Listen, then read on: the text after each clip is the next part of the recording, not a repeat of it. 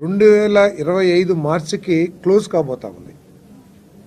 ఇప్పటికే దాదాపు చాలామంది కొన్ని లక్షల మంది రిజిస్ట్రేషన్ చేసుకున్నారు పేర్లు, వాళ్ళకి శాంక్షన్స్ కూడా అయినాయి.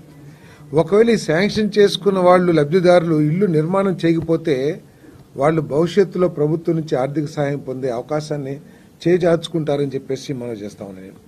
అందుకనే మా ప్రయత్నం ఏమిటంటే వచ్చే సంవత్సరం మార్చి, ఏప్రిల్ లేకపోతే ఒక 2-3 నెలలు అటు ఇటు అయినా సరే ప్రభుత్వాన్ని రిక్వెస్ట్ చేసి కేంద్ర ప్రభుత్వాన్ని వాళ్ళందరికీ కూడా ఈ ఆర్థిక సహాయం ఏదైతే శాంక్షన్ చేశామో దాని ద్వారా లబ్ధి పొందే విధంగా పరిస్థితులు క్రియేట్ చేయాలనేది మా ప్రయత్నం. లేకపోతే భవిష్యత్తులో వాళ్ళకి ఇల్లు వచ్చే పరిస్థితులు ఉండవు.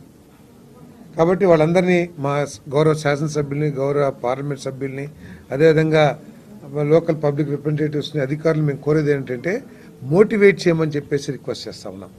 వాళ్ళకి ప్రభుత్వం తరపు నుంచి ఏదైనా సమస్యలు ఉంటే పేమెంట్లో కానీ, మెటీరియల్లో కానీ ఏదైనా సమస్య